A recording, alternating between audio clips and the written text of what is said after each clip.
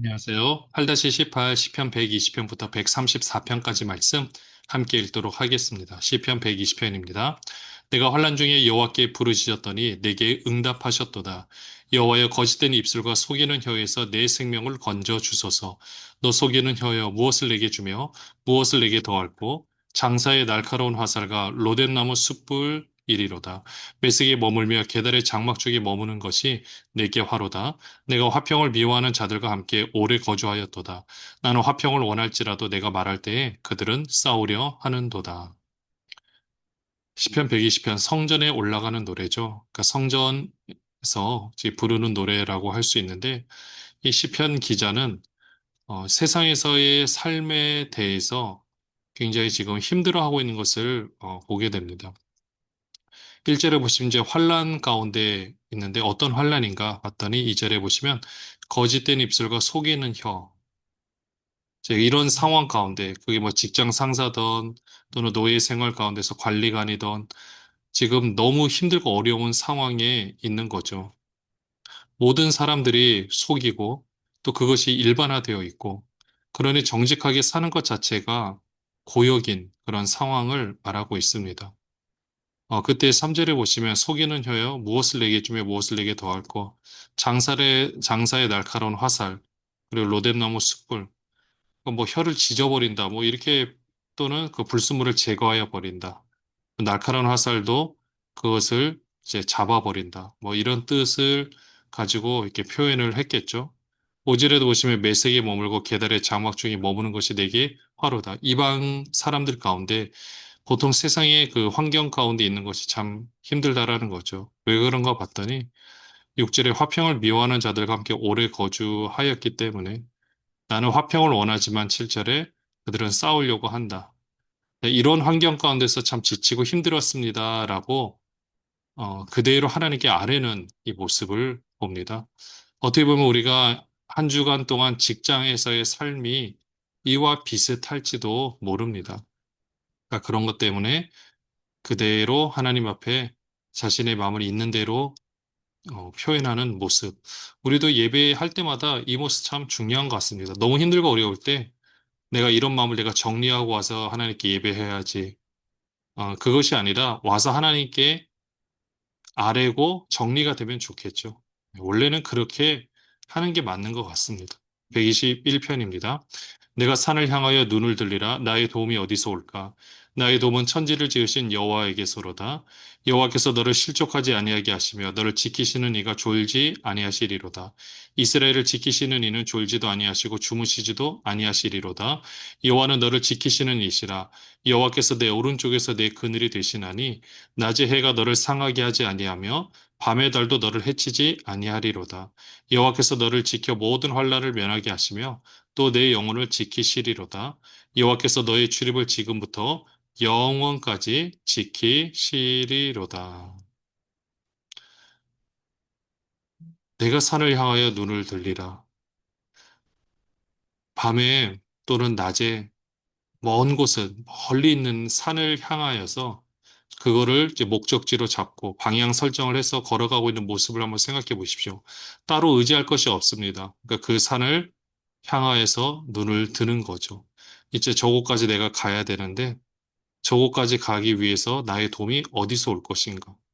이 시편 기자는 나의 도움은 천지를 지으신 여호와에게서 오는데 그분은 우리를 실족하지 않게 한다. 우리를 지키시고 계시다라고 말씀을 하고 있습니다. 또 낮의 해도 상하지 않고 그림자가 되어주고 밤의 달도 해치지 않고 그렇게 해서 우리를 이렇게 보호해 주시는 이 모습. 네, 그것을 표현을 하고 있습니다. 시편 122편입니다. 사람이 내게 말하기를 여호와의 집에 올라가자 할 때 내가 기뻐하였도다. 예루살렘아 우리 발이 내 성문 안에 섰도다. 예루살렘아 너는 잘 짜여진 성읍과 같이 건설되었도다. 지파들 곧 여호와의 지파들이 여호와의 이름에 감사하려고 이스라엘의 전례대로 그리로 올라가는도다. 거기에 심판의 보좌를 두셨으니 곧 다윗의 집의 보좌로다. 예루살렘을 위하여 평안을 구하라. 예루살렘을 사랑하는 자는 형통하리로다. 내 성 안에는 평안이 있고 내 궁중에는 형통함이 있을지어다. 내가 내 형제와 친구를 위하여 이제 말하리니 내 가운데 평안이 있을지어다. 여호와 우리 하나님의 집을 위하여 내가 너를 위하여 복을 구하리로다. 시편 122편은 다윗의 시고 성전에 올라가는 노래라고 되어 있는데요. 바로 그 성전에 올라가는 이 모습, 특별히 사제를 보시면 지파 들고 여호와의 지파들이 여호와의 이름에 감사하려고 이스라엘의 전례대로 그리로 올라가는도다. 그 행렬을 한번 생각해 보시면 됩니다. 이스라엘의 그 3대 명절이었던 무교절 77절, 초막절 가운데서 이스라엘 남자라면 1년에 세 차례는 성전 앞에 올라가야 되는데 그런 것처럼 이렇게 올라가는 그 모습. 그리고 그 올라갔을 때 거기서 어떤 노래를 불렀을까를 이렇게 생각해 보면 되죠. 이제 그런 컨텐츠를 이제 많이 만들었는데 이런 컨텐츠를 통해서 강조하는 것은 여러분들 예배 자체가 중요하겠습니까? 예배를 통해서 하나님을 만나는 게 중요하겠습니까? 네, 예배를 통해서 하나님을 만나는 게 중요한데 그 하나님을 만나는 것도 우리 인위적인 어떤 모습으로 우리가 만날 수 있는 것이 아니고요. 하나님께서 베풀어 주셨기 때문에 만날 수가 있는 겁니다. 거기에 초점을 맞추는 것이 중요하거든요. 그러니까 주체는 하나님이시고요. 그 가운데서 내가 마치 그 하나님의 품 안에 있는 듯이 또 그 하나님의 놀라운 사랑 안에 거하듯이 그 가운데서 관계를 통해서 또 이런 노래들을 통해서 하나의 방편이 되겠죠. 또 우리가 예배하고 있는 모든 컨텐츠들을 통해서 이렇게 하나님을 예배하는 모습이 중요합니다. 이 노래도 그런 개념으로 보시면 되고요. 123편입니다. 하늘에 계시는 주여, 내가 눈을 들어 주께 향하나이다. 상전의 손을 바라보는 종들의 눈같이, 여주인의 손을 바라보는 여종의 눈같이, 우리의 눈이 여호와 우리 하나님을 바라보며 우리에게 은혜 베풀어 주시기를 기다리나이다. 여호와여 우리에게 은혜를 베푸시고 또 은혜를 베푸소서. 심한 멸시가 우리에게 넘치나이다. 안일한 자의 조소와 교만한 자의 멸시가 우리 영혼에 넘치나이다. 잘 보시면 이 노래들이 정확하게 언제 기록된지 모르겠지만 이 포로 생활 가운데 굉장히 힘든 생활을 하고 있을 때 기록되어 있는 것이 많은 것을 이렇게 보게 됩니다. 여기서도 보시면요. 123편에서 말씀하고 있는 것이 자, 상전의 손을 바라보는 종들, 여주인의 손을 바라보는 여종의 눈같이 우리가 지금 하나님을 바라보고 있는 거죠. 그럼 평소의 삶은 어떤 모습이겠습니까? 왜 이런 표현을 썼을까요? 낮에는 지금 굉장히 힘든 거예요. 그 상전의 손들, 노예로서 그 삶을, 어, 주의 그 당시에 관리관들의 눈을 바라봐야 되는 모습. 언제 불호령이 떨어질지 모르고, 언제 어떤 일이 일어날지 모르는 환경. 물론 그렇지 않을 수도 있습니다. 그렇지만 근데 우리가 만약에 그런 환경처럼 때로는 우리가 직장 상사를 이렇게 볼 수도 있겠죠. 우리 지금 너무 힘들고 어려운 거죠.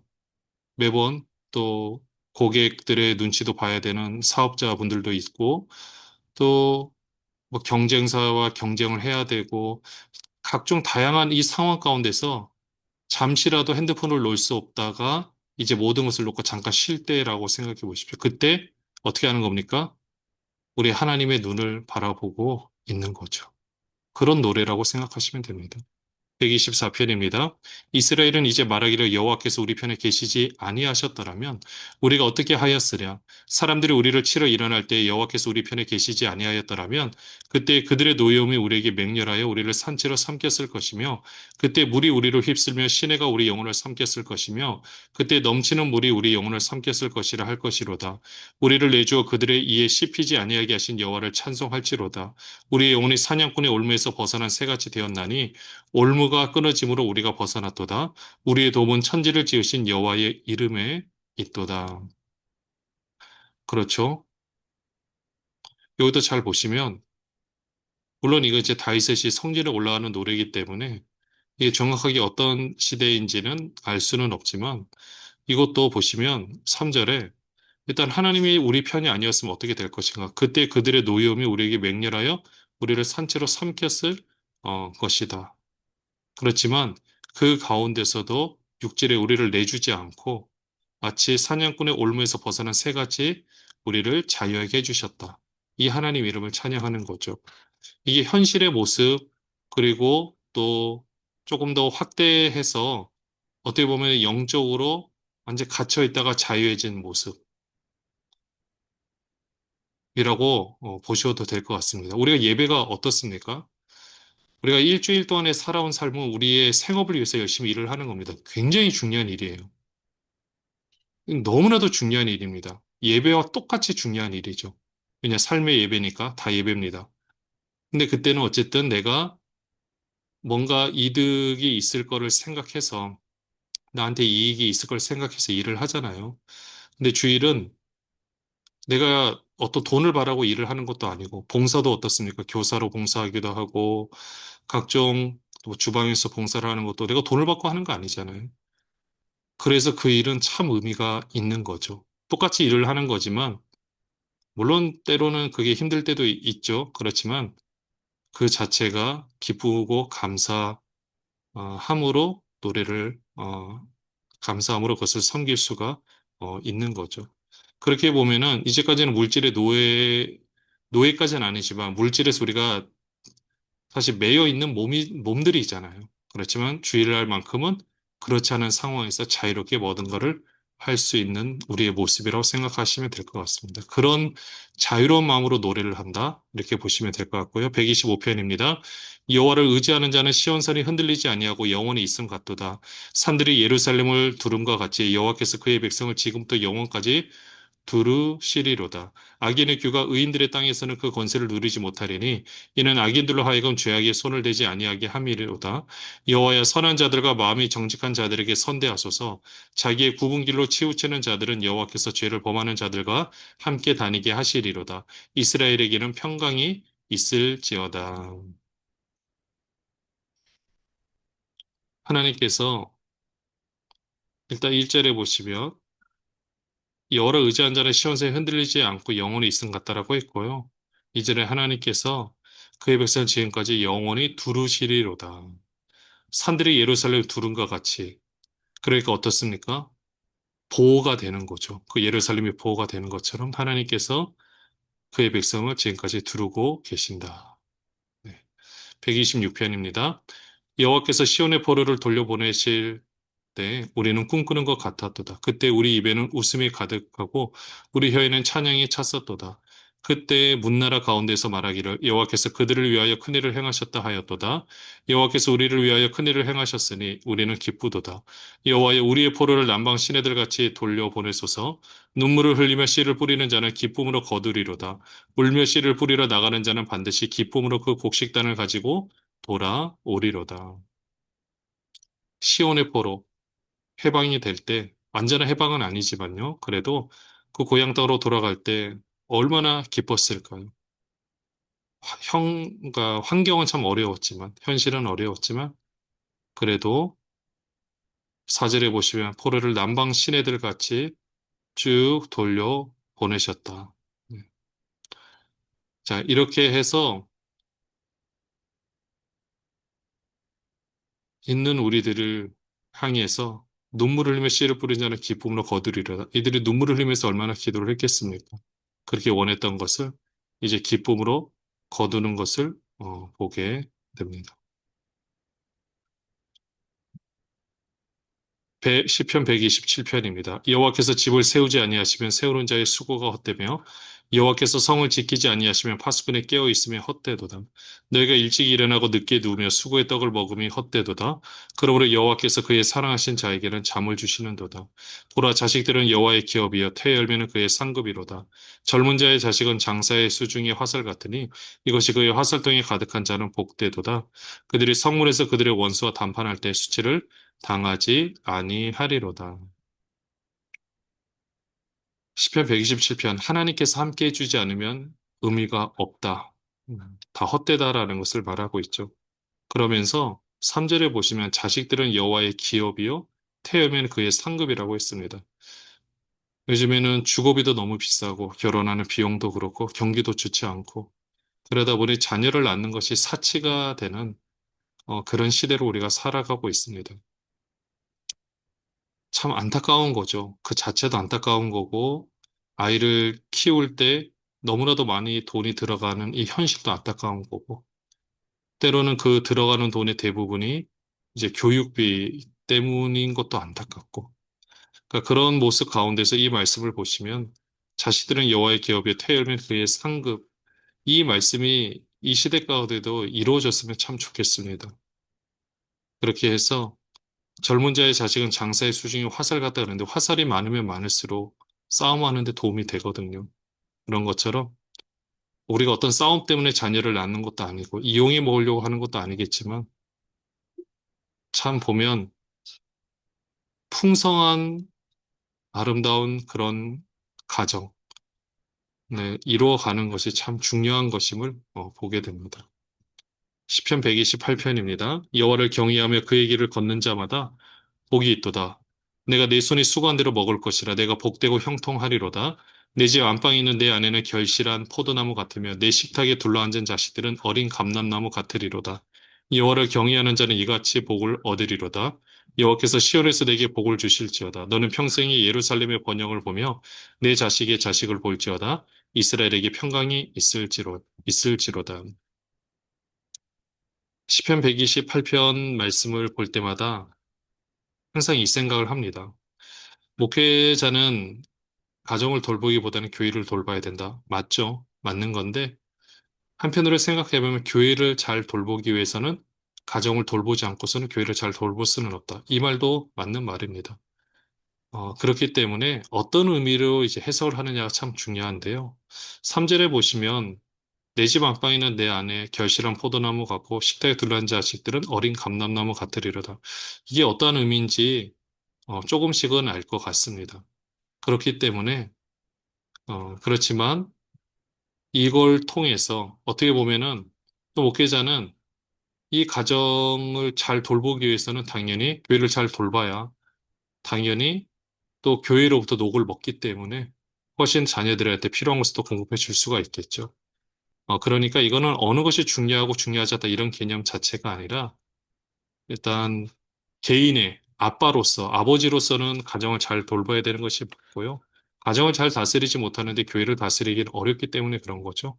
네, 그러면서 함께 다스리는 모습이 중요합니다. 그런데 개인적으로는 가정에서 이렇게 함께 평안한 것을 누리는 삶이 너무나도 중요합니다. 우리뿐만 아니라 우리 자녀들도 그런 삶을 살 수 있도록 그래서 우리가 기도를 해줘야 되는 거죠. 또 보여줘야 되는 거고요. 시편 129편입니다. 이스라엘은 이제 말하기를 그들이 내가 어릴 때부터 여러 번 나를 괴롭혔도다. 그들이 내가 어릴 때부터 여러 번 나를 괴롭혔으나 나를 이기지 못하였도다. 밭가는 자들의 내 등을 갈아 그 고랑을 길게 지었도다. 여호와께서는 의로우사 악인들의 줄을 끊으셨도다. 무릇 시온을 미워하는 자들은 수치를 당하여 물러갈지어다. 그들은 지붕의 풀과 같을지어다. 그것은 자라기 전에 마르는 것이라 이런 것을 베는 자의 손과 묶는 자의 품에 차지 아니하나니 지나가는 자들도 여호와의 복이 너희에게 있을지어다 하거나 우리가 여호와 이름으로 너에게 축복한다 하지 아니하느니라. 지금 굉장히 어려운 상황이죠. 1절에 보시면 그들이 내가 어릴 때부터 여러 번 나를 괴롭혔다. 나를 계속 괴롭혔는데 이 나를 이기지 못했다. 3절에 밭가는 자들이 내 등을 갈았다. 여러분들 밭을 가는 사람들이 왜 등에다 갈까요? 고랑을 길게 지었도다. 이게 뭐 채찍질이든지 뭐 다른 걸 통해서 깊이 패인 자국처럼 고랑이 그런 거죠. 그러니까 그렇게 해서 참 힘들었는데 사절에 악인들의 줄을 끊었다. 네. 이게 노예 생활하고 좀 연관지어서 보시면 될 것 같고요. 그런 거 가운데서 하나님께서 회복시켜 주셨다. 어, 그리고 고통을 기억하지만 다시금 우리는 그것을 곱씹지만 우리는 이제 여기서 자유하게 되었다. 라고 말하고 그 악인들은 망하게 될 것이다. 라고 말하고 있습니다. 시편 130편입니다. 여호와여 내가 깊은 곳에서 주께 부르짖었나이다. 주여 내 소리를 들으시며 나의 부르짖는 소리에 귀를 기울이소서. 여호와여 주께서 죄악을 지켜보실진데 주여 누가 서리이까. 그러나 사유하심이 주께 있으면 주를 경외하게 하심이니이다. 나 곧 내 영혼은 여호와를 기다리며 나는 주의 말씀을 바라는도다. 파수꾼의 아침을 기다림보다 내 영혼의 주를 더 기다리나니 참으로 파수꾼의 아침을 기다림보다 더하도다. 이스라엘아 여호와를 바랄지어다. 여호와께서는 인자하심과 풍성한 속량이 있음이라. 그가 이스라엘을 그의 모든 죄악에서 속량하시리로다. 3절에 보시면 주께서 죄악을 지켜보실진데 주여 누가 서리이까. 그러나 사유하심이 주께 있음은 주를 경외하게 하심이니이다. 네. 그래서 파수꾼이 아침을 기다림보다 내 영혼의 주를 더 기다린다. 파수꾼은 내 지키는 시간만큼은 모든 어떤 일도 없었으면 좋겠다. 그래서 아침이 오면 그 임무가 끝나는 거죠. 그런 것처럼 지금 이스라엘을 바라보고 있는 하나님의 모습. 우리 죄악을 지켜보고 계시지만 사유하시는 하나님의 은혜를 생각하며 이렇게 고백을 하고 있습니다. 시편 131편입니다.